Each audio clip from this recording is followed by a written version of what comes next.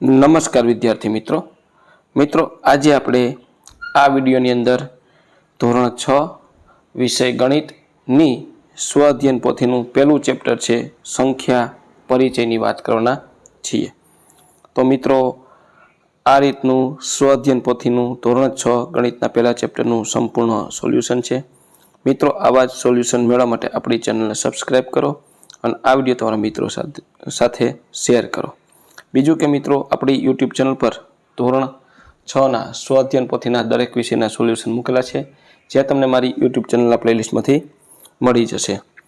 તો મિત્રો શરૂ કરીએ ધોરણ 6 વિષય ગણિતની સ્વ અધ્યયન પોથીનું પહેલું ચેપ્ટર સંખ્યા પરિચય। અહીંયા પ્રશ્ન પહેલો આવે છે, સાચો વિકલ્પ પસંદ કરી અને બોક્સમાં લખો। તો 6 અંકની સૌથી મોટી સંખ્યામાં 1 ઉમેરતા આપણને જવાબ મળશે બી 1 કરોડ। 8456 માટે કયું વિધાન સાચું છે? તો બી। ત્યાર પછી 6ની સ્થાન કિંમત, તો એનો જવાબ આવશે બી। ત્યાર પછી નીચેનામાંથી સૌથી નાની સંખ્યા, તો જવાબ આવશે સી। ત્યાર પછી 4 અંકની મોટા મોટી સંખ્યા બનાવવાની છે, તો જવાબ આવશે ડી। ત્યાર પછીના છઠ્ઠામાં જવાબ આવશે સી। 7માનો જવાબ સી। 8માનો જવાબ સી। 9માનો જવાબ બી। 8માનો જવાબ સી। 9માનો જવાબ બી। 10માનો ડી। 11માનો એ। 12માનો ડી અને 13માનો જવાબ મળશે ડી। ત્યાર પછી પ્રશ્ન 1, પ્રશ્ન 2 ખાલી જગ્યા પૂરો। 10 મિલિયન એટલે 1 કરોડ અને 10 લાખ એટલે 1 બિલિયન। 100,000 એટલે 1 લાખ। એકમમાં 5 આવતો હોય તેવી 6 અંકની નાનાની સંખ્યા, તો આ રીતની સંખ્યા બનશે। ત્યાર પછી 1,06,159 પછીની સંખ્યા, તો 160 આવશે। 1000 એ 3 અંકની મોટા મોટી સંખ્યા પછી આવતી સંખ્યા છે। 6 અંકની મોટા મોટી સંખ્યામાં 1 ઉમેરતા 10 લાખ થાય છે। ત્યાર પછી સૂચન મુજબ કરો, ઉતરતા ક્રમમાં લખવાનું છે। તો 25,843, 13,548, 8,435, 5,348, 4,835। ત્યાર પછી પૃથ્વીની ત્રિજ્યા 6,400 કિમી છે, મંગળની ત્રિજ્યા 4,30,000 મીટર છે। તો કોની ત્રિજ્યા મોટી? તો અહીંયા 1 મીટરમાં છે અને 1 કિમીમાં છે, તો આપણે મીટરમાં ફેરવીએ। 6,400 કિમી એટલે 6,400 ગુણ્યા 1000 મીટર, બરાબર। ત્યાર પછી મંગળની ત્રિજ્યામાંથી આપણે બાદબાકી કરીએ તો 2,10,000 મીટર મોટી થઈ પૃથ્વીની ત્રિજ્યા। ત્યાર પછી ત્રીજું, 7 અંકની મોટા મોટી સંખ્યા 8 અંકની નાનામાં સંખ્યા। તો 8 અંકની નાનાની સંખ્યામાંથી આપણે 7 અંકની મોટા મોટી સંખ્યા બાદ કરી એટલે આપણને જવાબ મળશે 1, અહીંયા આપણે ગણેલ છે મુજબ।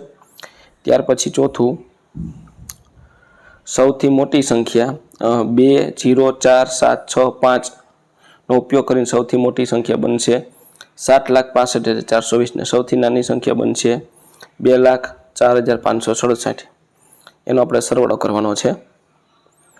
ત્યાર પછી પાંચમું છે, એક ફેક્ટરીની ટાંકીમાં 35,874 લીટર કોલ્ડ ડ્રિંક્સ ભરેલ છે, એને આપણે મિલીમાં ફેરવીએ એટલે ગુણ્યા 1000 કરીએ।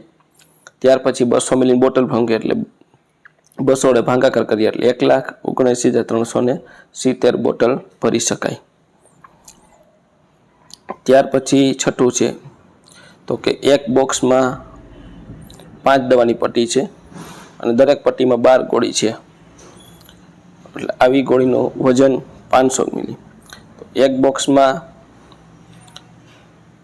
દવાની 5 પટ્ટી અને 12 ગોળી એટલે 12 × 5 = 60 ગોળી। પછી એક ગોળીનું વજન 500 ગ્રામ એટલે 60 × 500 એટલે 3000 મિલીગ્રામ થયું। હવે 32 બોક્સ છે તો 30,000 ગુણ્યા 32, બરાબર। હવે 1000 મિલીગ્રામ એટલે 1 ગ્રામ એટલે 1000 વડે ભાગશું એટલે 960 ગ્રામ થાય। ત્યાર પછી કેટલા લાખથી 5 બિલિયન બને? તો 10,000 લાખથી 1 બિલિયન, તો 5 બિલિયન બનાવે તો 5,000 લાખ.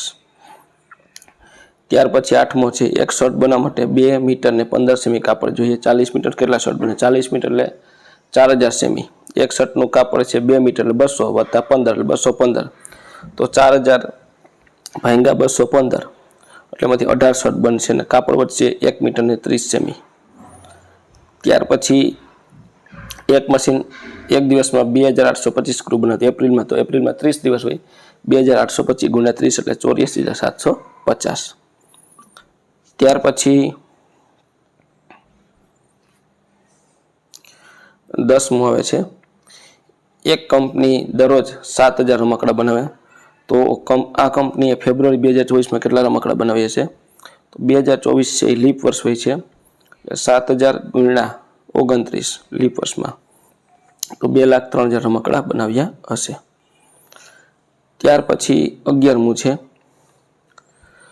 વિશાલ 7 અંકની સૌથી મોટી કિંમત લખે છે, તો 7 અંકની સૌથી મોટી કિંમત અને 6 અંકની સૌથી નાની કિંમત, એનો જવાબ આવશે. એમાંથી આપણે 4 અંકની સૌથી નાની સંખ્યા બાદ કરીએ તો આપણને મળતી સંખ્યા આ થશે.